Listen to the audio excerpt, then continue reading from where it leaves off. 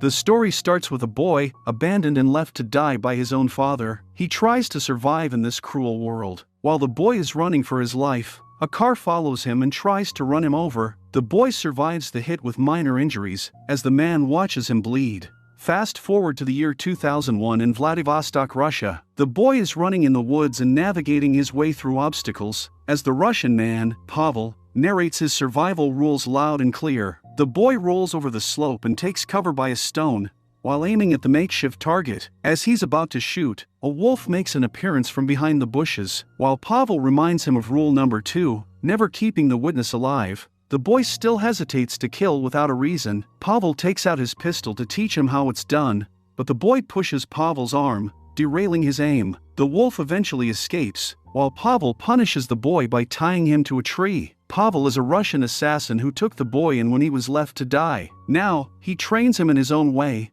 because, in his eyes, this world has a rule that is the survival of the fittest. The boy unties himself before dusk, but has no energy left to pick himself up from the ground. As he lifts his head, he sees the wolf he saved earlier, looking face to face like it came by to thank him for saving its life. The boy looks deep into the wolf's blue eyes, realizing they both have the same colored eyes. But it's not just the eyes, they both have the same natural instinct, which is to survive in the wild. Fast forward to 2017 in Busan. The boy has grown up to be a young man named Kim Soo-hyun, who has walked straight on the paths of Pavel and has become an elite assassin. He disguises himself as an electrician, while working on his plans to install a hidden camera in the vent of the Red Mafia's villa. On the other hand, Pavel has gone past his retirement age but is still living in his dark, curtained home. Old Pavel has dementia but is not ready to give up his assassin life. After seeing a few things relocated in the house, Pavel thinks that he is tailed by his enemies,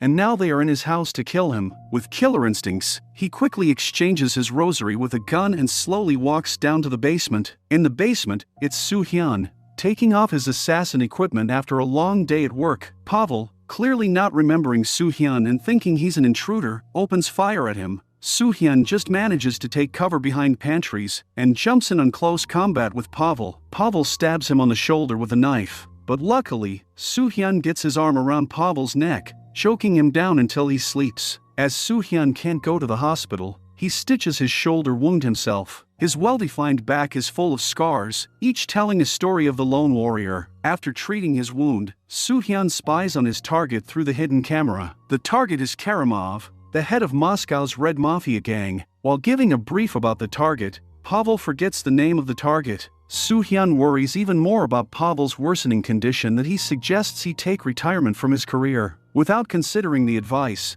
Pavel tells Soo-hyun that he can handle the job, and he should move on and become independent. Then, Pavel hands Soo-hyun a taped picture of his family, where Soo-hyun was a child. He wants him to find his family and live a normal life. But Soo-hyun rejects the idea as Pavel is his family, and he's not going to leave him alone. Before going to bed, Pavel breaks his rule number 1 and reveals his client's identity. About 17 years ago, when Soo-hyun was running for his life, it was his father who ordered Pavel to kill him. While Soo-hyun is asleep, Pavel goes on his own to take down the Red Mafia's leader, Karamov. He gets in position with his sniper and aims at Karamov. As he's about to pull the trigger, his hands start shaking, and before he can stabilize his aim, he loses the target from the scope. Pavel is a stubborn old man who doesn't want to accept that he's growing old and it's time to retire. Instead, he stealthily sneaks into the villa to take down Karamov. Soo-hyun follows Pavel for his backup. As Pavel casually passes by the guard recognizes him as an intruder and calls for more guards. Pavel indulges in physical combat, but soon gets outnumbered and finds himself in deep trouble. The guard stabs him with a knife and shoots him in the leg. Just in time, Soo-hyun intervenes and takes down 2 guards. The last guard, who is the son and personal bodyguard of Karamov, manages to hold Pavel at gunpoint and drags him away. The guard tortures Pavel and demands to know who sent him, but Pavel is ready to die rather than give out the information. Without hesitation, the guard shoots him in the chest. While the guards are interrogating Pavel, Soo-hyun sets up a time bomb in the vent and follows the vent to Karamov's room. He holds Karamov at gunpoint and demands he gather all his men in the room. Karamov's son takes the bait and leaves Pavel alone. Soo-hyun finds Pavel heavily wounded on the ground. As Soo-hyun tries to help Pavel, he rejects his help and urges him to leave. but Soo-hyun is determined to save Pavel, so he carries him out of the villa. On the other hand, the Red Mafia crew gathers in Karamov's room, asking for his urgency to call everyone here. Little do they know the boss is dead, and Soo-hyun has made a fool out of them. The time bomb does its trick, and the villa explodes in fumes. Soo-hyun frantically tries to treat Pavel's wounds, but he rejects his treatment. Pavel knows that his time has come, but he's happy to see Soo-hyun by his side. Then, the last moments of regret take over Pavel, as he apologizes to Soo-hyun for raising him in this way. He holds Soo-hyun's hand and asks him to promise that he will leave this path and live an ordinary life. Before Soo-hyun says anything, Pavel takes his last breath, leaving Soo-hyun alone and in disbelief. He shakes his body many times, but his soul has already departed. While Soo-hyun is grieving Pavel's death, he receives a picture of his family from Phillips, who is his friend and business agent. The picture is the same as the one given by Pavel, so Soo-hyun immediately calls him. Phillips had a new lady visitor offering a handsome amount of money for taking her as a client. However, Soo-hyun rejected it as he was giving up his assassin's life. The lady offers to send a picture related to his past for every target assassinated. There are a total of 6 targets, and she'll send a picture for each successful assassination. Phillips briefly explains to him on the call. Soo-hyun accepts the job, but first, he asks him to arrange a place for him to stay, as the Red Mafia has trailed him to his place. Soo-hyun tracks his first target, an old man hunting a deer. As the man approaches the edge of the cliff and aims at the deer, Soo-hyun comes running like the wind and jumps in the air, lassoing the old man's leg. The man falls off, while Soo-hyun hangs tight with a rope on the cliff. The man is injured but still alive. Soo-hyun injects some fluid into the man's ear, making his heart stop. He takes a picture of the target as proof. The next day, when the news comes out, it turns out that the old man was the renowned CEO, President Yoo Dae-hwan. A special investigation unit police officer, Do Hyun-jin, arrives at the crime scene. While everyone thinks that it was an accident, Hyun-jin looks at President Yoo's face and reads his expressions as if he was trying to talk before dying. She believes that it's a homicide case rather than a slip-and-fall accident. As she's inspecting the crime scene for more evidence, Officer Park introduces himself conservatively. Officer Lee explains that Park is dismissively behaving because Hyun-jin is younger, but in a more senior position than him. Hyun-jin moves on without being bothered by the disrespect. On her way back, she sees Soo-hyun trying to rescue an injured fawn. Apart from being an assassin, he is also a veterinarian. Hyun-jin throws the dart needle and immobilizes the running fawn. As Soo-hyun tries to rescue the animal, Hyun-jin offers her scarf to cover the fawn's eyes. Soo-hyun rejects her help and carries the animal to his truck. Hyun-jin confronts him for his rude and unappreciative behavior. Without arguing, Soo-hyun apologizes and takes her scarf. He then hands his business card to her. Hyun-jin doesn't seem impressed by how rude he is, but she tells him that she will call if she ever needs his service. She drives off with disappointment. Soo-hyun regularly goes to a restaurant near his house. He goes there to get a special lunchbox for her apartment owner. The restaurant owner seems busy fighting with her junkie husband, who is demanding money from her to waste it on drugs. The husband picks up a chair to throw at her, but Soo-hyun stops him and asks the lady to prepare him the special lunchbox. The man seems upset with Soo-hyun for intervening, but he lets it slide as he is not in any position to confront him. Soo-hyun takes the lunch and heads towards his veterinarian shop. Sul-ji, the schoolgirl owner of Soo-hyun's vet office building, joins him to eat her lunch. While eating, she curiously asks about the scarf hanging on the side. Soo-hyun is busy working, so he replies nonchalantly to all her questions. Hyun-jin Sr. comes with a shocking forensic report that the needle found at the crime scene had traces of the lethal poison and President Yoo's DNA at the tip, but there were also traces of cocaine, implying that the killer was a drug addict. This comes as a shock to Hyun-jin, but before she can give her 2 cents, Officer Park and Officer Lee rush in with confirmed evidence of their suspect. Soo-hyun had framed the drug addict and abusive husband of the restaurant owner, and the police arrested him in a heartbeat. Hyun-jin critically observes as the restaurant owner frantically pleads that her husband cannot kill anyone. The officer gives her no explanation but instead tells her to lawyer up. In the interrogation room, the abusive husband twitches from drug withdrawals and frantically takes off his shoe to unveil a syringe. As he prepares his arm for the injection, the police force breaks in and holds him down. Hyun-jin warns him of the consequences of his acts, but the man only cares about feeding his addiction. While the whole office goes out to celebrate solving the case, Officer Hyun-jin stays back late. She believes that the drug addict man is not capable of holding himself straight, let alone dragging someone off the cliff. Officer Lee joins her as they both share the same feeling. They are trying to connect the dots, but it's baffling to get anywhere with the amount of evidence they have. While on her way home, Hyun-jin is too distracted by solving the case in her mind that she runs over a cat. She rushes out of the car and finds the cat injured. As she panics, not knowing what to do, she remembers the vet, Soo-hyun, rescuing an injured fawn who gave her his business card. His clinic is nearby, so she hurries and takes the cat to him. On one hand, Soo-hyun is an assassin who blows his targets' heads off. On the other hand, he's a kind veterinarian with infinite compassion for animals. He does a successful surgery, and the cat is out of danger. This gives a sigh of relief to Hyun-jin. Before leaving, she looks around the clinic and tries to make small talk with Soo-hyun. But Soo-hyun, being Soo-hyun, keeps it short. Sol-ji-ai makes her way into the clinic, and gets jealous seeing Soo-hyun talking to Hyun-jin.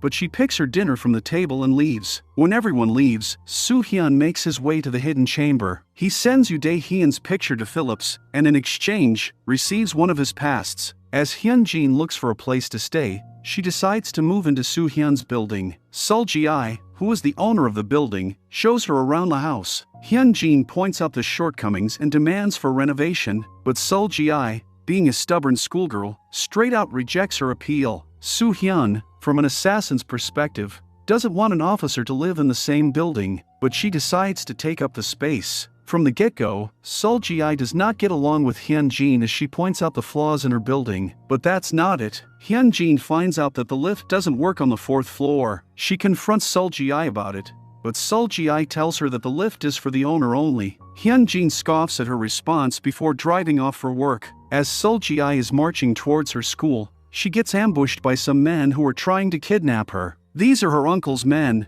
and her uncle is after her vast properties. He's an evil person who's trying to unjustly take over Sol-ji-ai's properties, as she is young and vulnerable. Luckily, Soo-hyun arrives at the scene and slowly marches towards them, but before he gets any closer, Hyun-jin appears beside him and warns the kidnappers to fly away. She's not being taken seriously, so she borrows soda cans from Soo-hyun and throws one with full force. She misses the first one, but the second one takes out the man leading the coup. She takes out the other 2 guys with fists, and a little help from Soo-hyun from behind, showing an overall team effort. As Phillips's house is raided again by the Red Mafia, he calls Soo-hyun and asks if he's okay. Soo-hyun tells him not to worry before hanging up. Soo-hyun is walking to his clinic, and Hyun-jin decides to join him as they live in the same building. They share soda cans while talking about the events that occurred in the past few days. Although the talk is pretty one-sided, with only Hyun-jin sharing her thoughts, Soo-hyun is a good listener. Upon reaching the clinic, Hyun-jin meets her cat and gives her some patting on the head. While Soo-hyun is internally waiting for her to leave, she sits down and starts talking about Sol-ji-ai and her past. Sol-ji-ai lost her parents at a very young age, and since then, she had no one except filthy relatives chasing after her wealth. Soo-hyun knows this very well, as he and Pavel were the ones who made her an orphan, but he could not bring himself to kill a young child who watched everything happen in front of her eyes. While Hyun-jin discusses her past, Sol-ji-ai happens to be around. Hearing their conversation, she gets very upset, since she doesn't like anyone prying on her past and sympathizing with her. The Russian gang, Red Mafia, drugs young girls and uses them for sex trafficking. The cops tapped his location, and so did Soo-hyun. Hyun-jin sneaks into their hideout building, disguising herself as a technician, but she is not prepared for what's ahead. From a camera hidden in her glasses, she spies on their hideout. As she starts asking too many questions and being over-nosy, the Mafia gets super suspicious of her behavior, but she keeps her character until a captive girl escapes out of one of the rooms. One of them tries to drug Hyun-jin, but she fights her way out. She is outnumbered and in real danger, but then Soo-hyun makes an entry and leads everyone to a room. He single-handedly takes out a half-dozen guys with fists and kicks, like a real badass. As Hyun-jin's backup arrives, she goes after the Red Mafia's leader. She confronts him on the rooftop with no way to escape, but the Russian Mafia guy is just too quick for her. He fires at Hyun-jin without even giving her time to realize. That's when Soo-hyun makes a surprise appearance, pulling her hand and shielding her. He takes the bullet to the back but saves Hyun-jin. Hyun-jin keeps looking into his eyes as he holds her with one hand, and shoots the Russian guy with the other. Eventually, the guy escapes, and Soo-hyun runs after him, but Hyun-jin is still stunned, and reflecting upon what just heavenly interaction she had. Hyun-jin tries to stop Soo-hyun, but he goes after the Red Mafia's boss. Her backup arrives late as usual when everything's been taken care of. Soo-hyun remains unlucky, losing the Russian man in the streets. But he keeps reminiscing about how he saved Hyun-jin and how close he was to catching the Russian guy. As Soo-hyun is working in his clinic, Sol-ji-ai enters the clinic and greets him with a smile. He asks her if she could kick out her new tenant, Hyun-jin. Sol-ji-ai, being curious, tries to investigate if the two of them had a fight. But every time Soo-hyun feels that she is talking extra, he tells her to go upstairs. On the other hand, Hyun-jin is still thinking about the Russian guy that escaped. She blames herself for getting so close yet not being able to take him down. She gets a call from Officer Lee, who informs her that CCTVs were unable to catch him, and now he's vanished like a ghost. But Hyun-jin firmly believes that he's hiding nearby, as his crew was caught and his business is ruined. Amidst all the chaos, Hyun-jin doesn't forget to celebrate her birthday. She brings a cake to Soo-hyun's clinic and does a mini birthday celebration together. Hyun-jin asks Soo-hyun if he has any friends that he misses. Soo-hyun may seem like the type of guy with no feelings in his heart,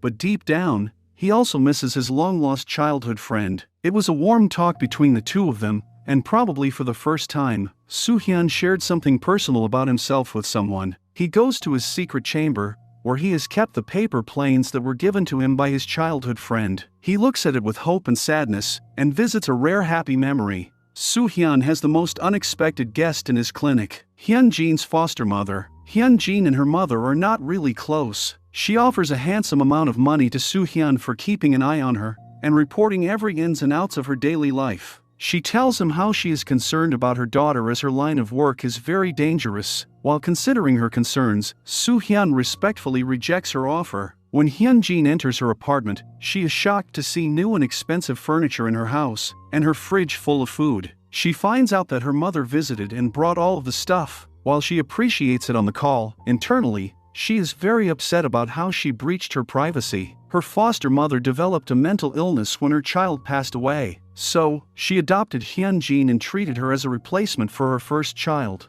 But she was never loved. Hyun-jin heads to Soo-hyun, and before she complains about her foster mother breaking into her house, Soo-hyun sits her down to treat her wound on the face. As he is busy bandaging her face, he sees the Red Mafia standing across the street and watching him. The Russian guy has found his address through Phillips, and now Sol-ji-ai is in danger. Soo-hyun is worried as the Russian guy is after Sol-ji-ai. Soo-hyun picks her up from school and even hands her a whistle to blow in emergencies. But, of course, why would Sol-ji-ai take anything seriously? She starts blowing whistles for fun, which frustrates Soo-hyun, but he can't tell her that she's in danger. After calling Soo-hyun for lame reasons, she wickedly laughs. But then, she gets in danger for real as the Red Mafia's boss sneaks into her house. She frantically runs for her life, but she has nowhere to run. She tries to blow the whistle, but the Russian guy smacks her on the floor. Our hero assassin comes to her rescue just in time. Facing for the third time in fierce physical combat, Soo-hyun makes sure to give him a good smacking. While throwing punches at him, Soo-hyun sneakily chips a tracking device on his collar. The Russian guy again escapes after getting an embarrassing defeat. But this time, Soo-hyun won't let him go far away. Hyun-jin takes out the Russian guy's hideout information while interrogating his crew members. While Hyun-jin takes the whole police force to arrest that man, Soo-hyun rides on his bike solo to get his revenge. He may never show it, but Sol-ji-ai was like her family, and attacking her was the biggest mistake the leader of the Red Mafia made. He tracks him down and gets to him before he escapes the country. Soo-hyun points his gun at him, as the Russian guy slowly walks backward. As soon as his hand moves to reach his weapon, Soo-hyun shoots his hand. Soo-hyun feels rage, so he's not in the mood for the little tricks. The Russian Mafia guy is trying hard to buy some time. He offers to tell Soo-hyun about his past with all the names linked to it, but Soo-hyun has had enough of him, and he blows his brains out without a second thought. The police find the Red Mafia's boss on the dock with a bullet in his forehead. Hyun-jin knows the guy in the mask got to him before they could. Little does she know that the guy in the mask is Soo-hyun. The doctor from the forensic finds some important clues, and calls Hyun-jin to disclose them to her. The bullet on the head tells that the killer was very competent. Of course, Soo-hyun is competent. But the important finding is that the cuts on the red mafia guy's leg have a specific cut that matches with cuts on President Yu's body. The blade used in the homicide is so unique that it can't be found anywhere in Korea. It's hard to digest for Hyun-jin that it's the same killer who killed President Yu. Meanwhile, Soo-hyun, who's an assassin, is slowly falling in love with the detective Hyun-jin. He has started noticing her, like how she buys vegetables from an old lady and shares tea with a stranger. He now likes to hang out with her even if he doesn't accept it, but he has started liking her. It's genuine to see Soo-hyun not forcing a heartless man persona on himself, and actually showing his true emotions. The old vegetable lady hands him a bag of vegetables, thinking he is Hyun-jin's boyfriend and he should carry it. They do look like girlfriends and boyfriends as they are always together. Hyun-jin smiles at Soo-hyun before they walk away together. Phillips, who is now living with Soo-hyun after escaping from the Russian mafia, hands him a photo of his next target. It's Seo Won-suk, who's the congressman of Korea, but actually, he was involved in a lot of dark things that went on a couple of decades ago. Soo-hyun gets into the action, taking pictures of his target from afar, then spies on him at the airport, looking for that perfect opportunity to get close to the target. Mr. Seo's daughter calls a vet to treat her ill cat. Guess who she called? Soo-hyun is more than an assassin. He is a renowned vet in the area, and he's been called to Seo's house. It's his perfect chance to investigate his past. While treating the cat, Soo-hyun sneaks into Mr. Seo's private work area. Using some tech gadget, he unlocks the safe and takes out a file of the Hansol orphanage. Turning page after page and taking pictures, he is not finding what he's looking for, the number 88. His long-lost friend used to give him paper planes with the number 88 on it. So, that number is somehow linked to him. Is he one of the children from the Hansol orphanage? He finds the number 88 child profile, but the picture is missing. Someone intentionally removed the picture as they wanted to remove every proof of his existence. But now he knows that the number 88 is a male. The closer he gets to his past, the darker his past seems. Something was going on in the orphanage. Phillips breaks an interesting update about the Hansol orphanage. Searching for Seo Won-suk and Hansol orphanage was forbidden in Korea, but Phillips is naturally gifted when it comes to hacking in computers. He gives Soo-hyun the orphanage's location, and Soo-hyun gets on his way. The coincidence is that when Soo-hyun breaks into the suspicious orphanage, Hyun-jin also ends up there at the same time. Hyun-jin is told about this orphanage by her new prosecutor, who is weird and always trying to flirt with her. The moment they enter the orphanage, they start remembering. Soo-hyun remembers paper planes, his only friend, and how he was dragged out and taken somewhere unknown. It was the last time he saw his friend. Or was it really the last time? He knows that he is the number 88 of this creepy orphanage. On the other hand, Hyun-jin is also inspecting and looking for clues about her friend. She gets to the hole in the wall that is covered with bricks. She removes the brick and remembers that this was their secret passage from where they would exchange planes. The number 88 would bring her something to eat, while she would make paper planes for him. As Hyun-jin is inspecting the wall, she senses that someone is watching her. Soo-hyun, hiding behind the corner, watches her closely. Is Hyun-jin her long-lost friend? As Hyun-jin leaves, Soo-hyun investigates the orphanage and finds a name tag, Lee Young-eun. It was the same name written on one of the paper planes. Phillips doesn't understand the connection between the two, but Soo-hyun exactly knows what it is about. Officer Hyun-jin from the 4th floor and his childhood friend Lee Young-eun, who made paper planes, are the same person.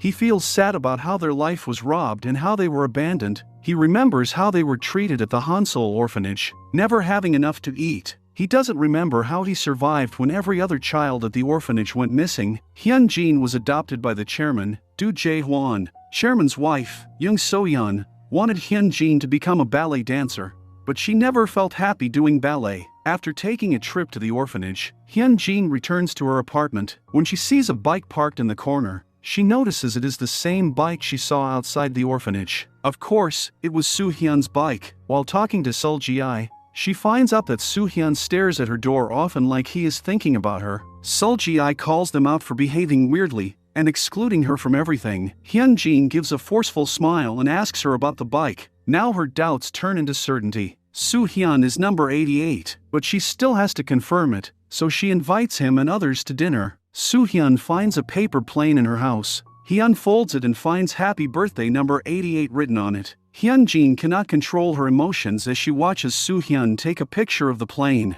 Now both know about each other's secret. that their friendship starts at Hansol Orphanage. Hyunjin and Soo-hyun talk about the Hansol Orphanage. Soo-hyun calmly listens as Hyunjin talks about her dark past. While she was not fed well, they forced her into doing labor. It was a total abyss until Soo-hyun came into her life. He was like a torch in her dark life, and she held tight to his light. At night, Soo-hyun goes to Seo Won-suk's house to get answers to his questions. While holding Won-suk at gunpoint, he asks about the incident that happened at Hansol Orphanage 19 years ago. He frantically refuses his involvement with the incident and pleads not to kill him. As Soo-hyun is about to pull the trigger, Won-suk's granddaughter enters the room, reminding Soo-hyun of Sul-ji when she was hiding in the corner, terrified. Soo-hyun cannot bring himself to kill Won-suk in front of his granddaughter, so he lets him live. Soo-hyun was once an elite assassin with no emotions in his heart. He would pull the trigger without giving second thoughts. But now, he seems to have emotions and feelings, which is the weakness of any assassin.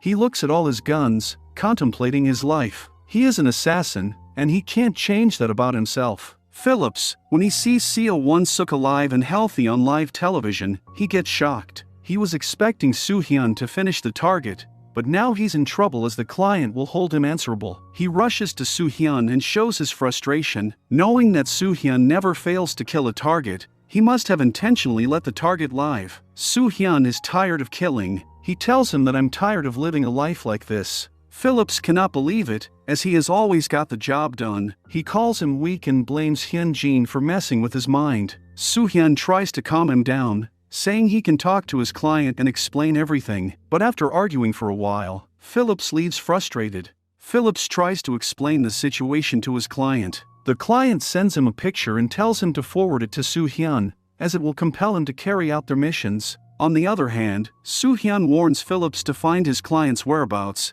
as he is done taking missions and wants to directly know about his past. Soo-hyun visits a funeral house, where he finds a picture of a girl. It is the same picture as the one sent by the client when he killed the first target. Surprisingly, he sees Hyunjin written on the frame. The girl in the picture is the real Hyunjin, who died around 19 years ago. Lee Young-eun was given the name Hyunjin when she was adopted by Young So-yeon, mother of real Hyunjin. The more Soo-hyun gets into his past, the more confusing it gets. Soo-hyun waits for Phillips in his office to investigate the client. He looks again at the picture she sent. Soo-hyun guesses that the client already knew about the death of Hyunjin. He believes that the client knows something about his past, so he must find her. Phillips is convincing him to kill the targets and get the money and photos, as that is the easiest way. As he leaves his house, Soo-hyun receives a threat call from the client, warning him to do as they say, or someone close to him will lose their life. Soo-hyun doesn't give much attention to the threat, and tells them to do as they please. But then he hears the client revving their car. Soo-hyun sees Hyunjin crossing the road, lost in her thoughts. As worry takes over him, Soo-hyun rushes to save her as a car approaches her at full speed. Soo-hyun jumps at the right moment and saves her life for the second time. Without saying a word to Hyunjin, Soo-hyun goes back to the clinic. He is furious with the client. He wants Phillips to find her by all means. He plans to take down Seo Won-suk when he's busy in the campaign, among the crowd. Not because he is scared of the little threats of the client, but because he wants to show her what he is capable of. He warns Phillips to get him the client, or he will kill them all. Hyunjin and the cops are well aware that the killer might target Seo Won-suk, as his name was in the diary that was found near Min-hyuk's body. Min-hyuk was a reporter and friend of Hyunjin. They found a diary that had names of high-grade CEOs and presidents noted in it, including Seo Won-suk and Do Jae-hwan. Coincidentally, except Seo Won-suk and Do Jae-hwan, everyone was murdered one by one without a suspect. According to Hyunjin, it is a serial killing case, and the next target is Seo Won-suk. She is not wrong, though. Soo-hyun prepares his sniper and takes the position. He takes down the congressman, Seo Won-suk.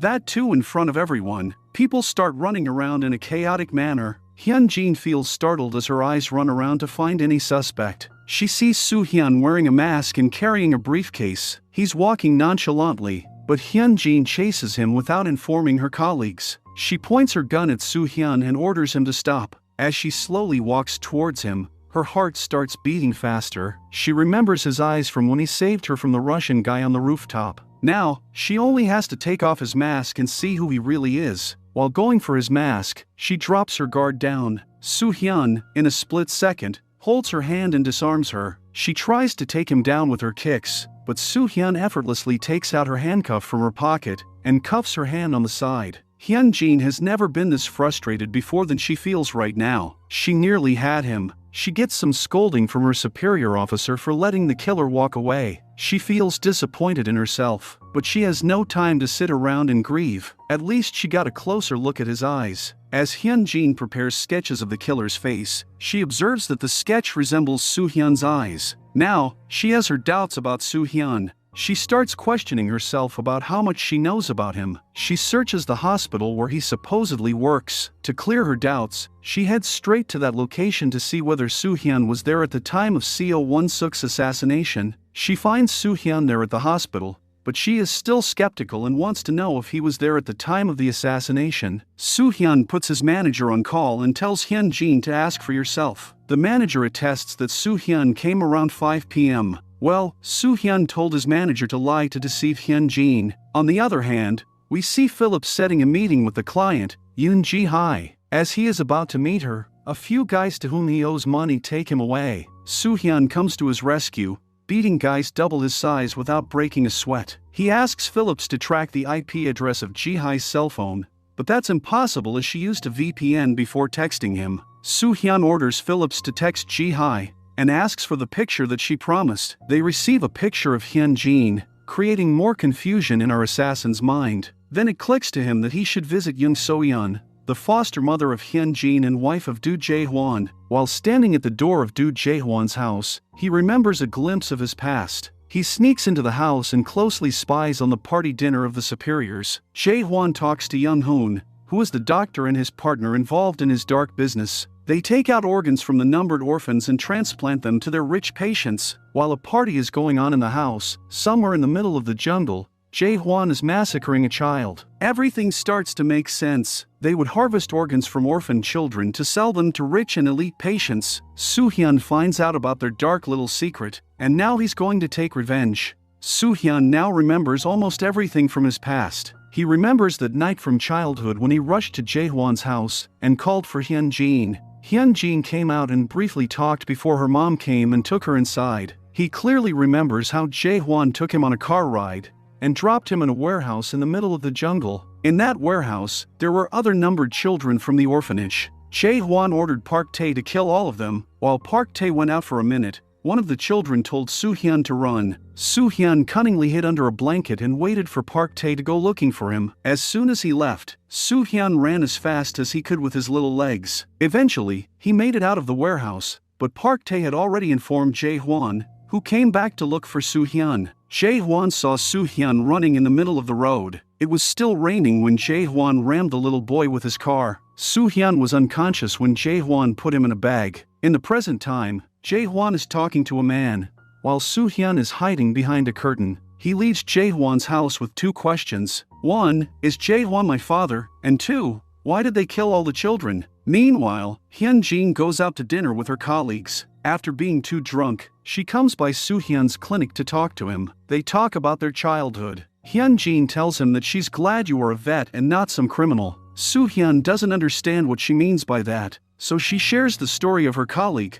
who was chasing the leader of a gambling racket for 3 months. When he finally caught him, it turned out that the boss was his friend from elementary school. Hyun-jin tells Soo-hyun that she feels relieved that you were not involved in any criminal activity, or else I would have had to arrest you, which would have been very painful for me. Soo-hyun smiles and asks her what if you were wrong. Soo-hyun uses Philip's phone to send a video to Yoon Ji-hae, knowing this will make her get out of her shell. Ji-hae instantly visits Hyun-woo to discuss it with him. Go Hyun-woo was a researcher working at Do Jae-hwan's biotech company, Saeon. Hyun-woo found out about the dark secrets of Saeon and how Jae-hwan was massacring orphan children. He resigned from Saeon and tried to expose the company, but Jae-hwan was nothing less than evil. He dealt with Hyun-woo by killing his family and framing him for the murders. Hyun-woo escaped and stayed under the radar while planning for the perfect revenge. Ji-hae shows the video to Hyun-woo and tells him that Soo-hyun wants to know about his father. Hyun-woo advises her to be careful and don't underestimate number 88. Meanwhile, Soo-hyun is eager to know about his father and the reason for killing all the numbered children. He remembers his encounter with Park Tae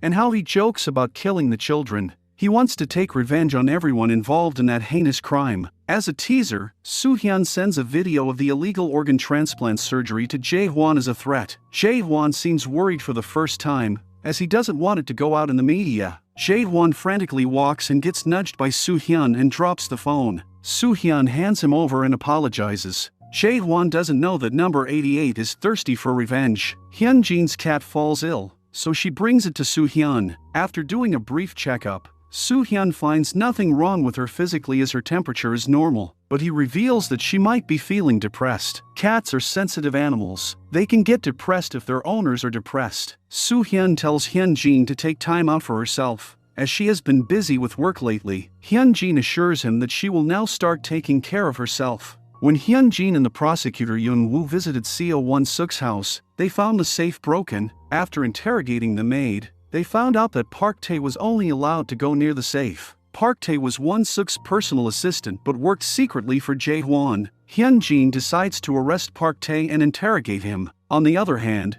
Jae-hwan learns about Ji-hye's true colors. His assistant shows him a photo of a baby's ankle band found in Ji-hye's phone. As he is looking at the photo, Hyunjin visits to ask him some questions. As everything is leading to Jae-hwan and his company, she wants Jae-hwan to answer her questions. She asks him about the Hansol orphanage and the numbered children who vanished with no records. Jae-hwan answers not a single question and instead asks her to leave. Hyunjin has no evidence against him, so she can't legally do anything, but for the least, she knows his foster father is not clean. While checking their mailbox, Officer Lee finds the articles from 19 years ago during the controversy about Hansol orphanage. The article said that multiple skeletons of children were found near the orphanage. The article was taken down the same day it was published, so nobody got to know about it. But today, out of the blue, someone sent those articles to their address. They went to the location where the skeletons were discovered and started digging. After digging for a while, they find the dead body of a lady. Hyunjin and Officer Lee check the CCTV footage to find the person who delivered these articles to their address. The person who sent the articles to their address is Ji-hye,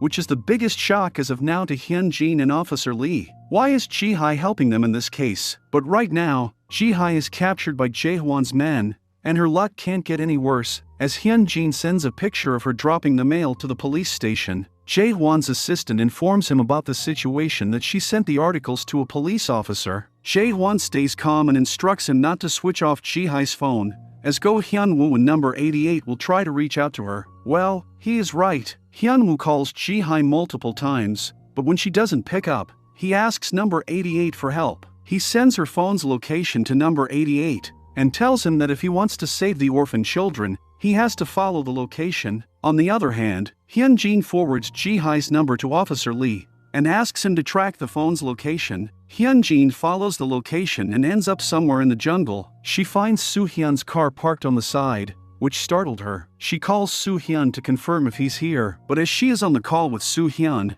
Jae-hwan's men attack her. Soo-hyun hears her scream and rushes to save her. He takes on the men solo, knocking each and every one of them down. But in the fight, Hyunjin gets badly hurt. As Soo-hyun tries to check on her, one of Jae-hwan's men tries to stab him from behind, but Hyunjin jumps in and takes the stabbing to her back instead. Hyunjin is admitted to the hospital, and believe me, no one is more worried than Prosecutor Young-woo, who comes rushing into the ward. He asks for her orders as they couldn't get the search warrant to check the warehouse. Hyunjin's mother forbids her to go out on any more dangerous adventures, as she's already in critical condition, but she assures her that she's going home. But before going home, Hyunjin visits the warehouse with the prosecutor, where she finds important evidence. Young-woo drops Hyunjin home. As she turns around, she sees Soo-hyun in his clinic. Hyunjin complains about why he didn't visit him while she was in the hospital, and he doesn't even ask how she is. Soo-hyun stays silent as if he is blaming himself for putting Hyunjin's life in danger, but most importantly, she's curious why she sees Soo-hyun in the places he shouldn't be, like last night near Seon's warehouse. Soo-hyun explains that he went there to treat a dog. Hyunjin wishes well for the dog, as because of this, Soo-hyun got there and saved her. Soo-hyun lets Hyunjin know that she can call him whenever she needs his help. She is happy as now she can see Soo-hyun more often. The next morning, She calls him to drive her to the office. As Soo-hyun escorts her out of the house, the prosecutor, Yoon, is already waiting for her outside. Soo-hyun says that it's better you go with him, as you both are heading to the same destination. Hyun-jin looks at Soo-hyun as she wants to go with him instead. Earlier, Soo-hyun interacted with Do Jae-hwan as his son. When Jae-hwan sat in his car outside his house, Soo-hyun called him to ask the same old questions. This time, he called him his father, and asked him why he ordered to kill me back then. Jae-hwan tells him in disdain that you are his biggest mistake. Soo-hyun told him not to worry as the number 88 doesn't make mistakes. As their call ended, Soo-hyun revved his car and sped it into Jae-hwan's car, but turned the steering right in the end, nearly giving a heart attack to his father. After the discharge from the hospital, when Hyun-jin and prosecutor Yoon went to the warehouse, they found Ji-hye's bracelet covered in bloodstain. Ji-hye was brought to the warehouse, where they got rid of her. On the other hand, Soo-hyun installs a camera in the VIP ward at the Haesan Hospital. He is planning to sneak into the hospital and find his answers. Phillips tries to warn him, but we know when Soo-hyun makes up his mind about something, he does it anyway. Soo-hyun finds Chairman Ma in the VIP ward. He is the same old man who received a heart transplant in Seon Hospital. Soo-hyun asks him how he is feeling after stealing a life from someone. The old man starts getting anxious, and his heartbeat starts rising as he gets confronted by Soo-hyun. Chairman Ma desperately tries to press the alarm button, but his hand can't reach it. Soo-hyun presses it for him and leaves. While inspecting the hospital, he ends up in a private lab that seems quite suspicious. He finds numbered bottles lined up on a table, and each bottle contains fertilized eggs.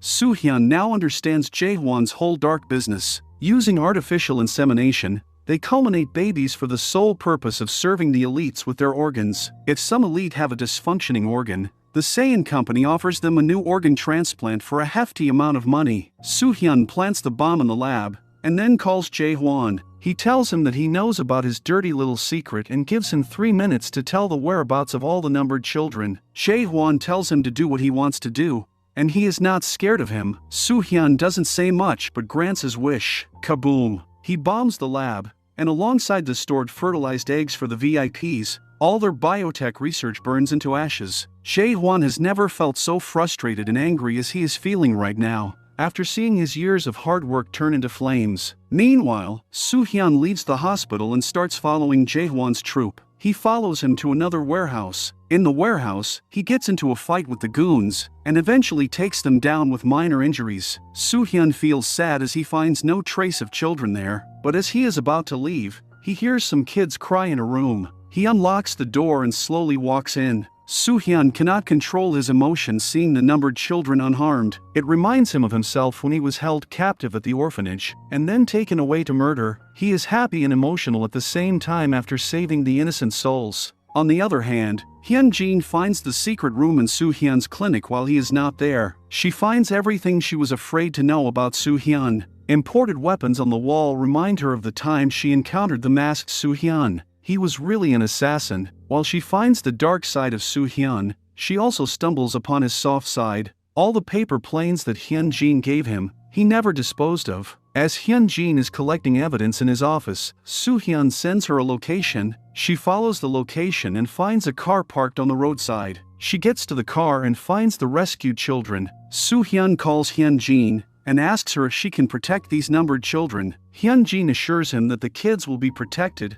but please, we need to talk. She tries to stop him from taking revenge on Jae-hwan, but Soo-hyun tells her that it is his destiny to kill Jae-hwan and put an end to this dark chapter. Hyun-jin hysterically cries because she knows that if Soo-hyun doesn't surrender, she will have to arrest him or, in the worst case, kill him. But Soo-hyun says that he doesn't want Jae-hwan to hurt any more children, and if he gets prosecuted, he will easily buy the system with money. While Soo-hyun has his reasons, Hyun-jin is a law-abiding citizen whose job is to protect the law and prosecute criminals. Soo-hyun meets Phillips and asks about how Sol-ji is doing, and if she's safe. Phillips assures him that she's safe. Then, Soo-hyun asks him if he knows where Jae-hwan is. He doesn't know the exact whereabouts, but he knows that he went to kill someone. Soo-hyun asks Phillips to arrange a phone and a car. Soo-hyun warns Phillips of Hyun-jin that she will come after you because she knows everything. Phillips begs Soo-hyun to run and move out to somewhere else and live a different life. But now it's too late. Soo-hyun gently tells Phillips, Meanwhile, at the police headquarters, they gathered enough evidence to arrest Do Jae-hwan. Hyun-jin leads the police force to his house and arrests him for his crimes. They take him to the interrogation room and play his voice memos, where he talks about committing murders. Jae-hwan sits nonchalantly and denies every accusation coming his way. Eventually, he gets released as he has good connections with strong politicians. Hyun-jin and her team watch in despair as Jae-hwan leaves the police station uncuffed. On the other hand, Soo-hyun has decided to assassinate the chairman, Do Jae-hwan, but before, he visits Sol-ji-ai and leaves her favorite meal on the table. When Sol-ji-ai finds food on the table, she instantly knows that Soo-hyun is here, but he's just watching Sol-ji-ai from afar away. He calls her, and they chat for a while, remembering the time spent together like a family. Soo-hyun hangs up the call after saying his goodbyes. He makes his way to Jae-hwan's house, where he is residing with his men, including Park Tae. They hear a gunshot. Soo-hyun is already here, taking down guards one by one. Park Tae takes out his gun and goes out to take on Soo-hyun. Soo-hyun gets a hit on the shoulder, and suddenly, Phillips appears and takes down the guard. As Phillips is asking Soo-hyun if he is okay, he gets shot multiple times all over his body. Soo-hyun pushes Phillips aside. It is Park Tae pulling the trigger. Soo-hyun fires back, putting Park Tae on the back foot. They get into physical combat as their distance gets closer. Soo-hyun is not going to let him go this time around. He sends him flying with a kick and then puts him to sleep by choking his windpipe. Soo-hyun single-handedly takes down the whole army of guards and walks furiously towards the chairman's room. Jae-hwan is ready with a pistol, but he is not as quick as our hero assassin. He shoots him one time, and Jae-hwan falls on the floor. After seeing his death from point-blank range, Jae-hwan starts begging Soo-hyun to let him live. He's ready to give him his fortune of wealth in exchange for his life. Soo-hyun feels so furious, knowing how many children he sacrificed for his monetary gains, that he shoots him again in the leg. Meanwhile, Hyun-jin also arrives on the scene. She points her gun at Soo-hyun and begs him to let him go. Soo-hyun tries to tell her that he will again easily evade conviction through his power of money and put the lives of children in danger again. The police force arrives and surrounds Soo-hyun. Hyun-jin cries as he pleads with Soo-hyun to drop his weapon. For once, when he looks at Hyun-jin, he considers letting Jae-hwan live, but the thoughts of innocent children crying for help as they get butchered for their organs compels him to pull the trigger. He fires, and that too, right in the middle of Jae-hwan's head, taking down his last target. The police force opens the burst, resulting in a clean encounter. Hyun-jin breaks down crying as she holds Soo-hyun's hand. Soo-hyun successfully took his revenge, but it was more than revenge.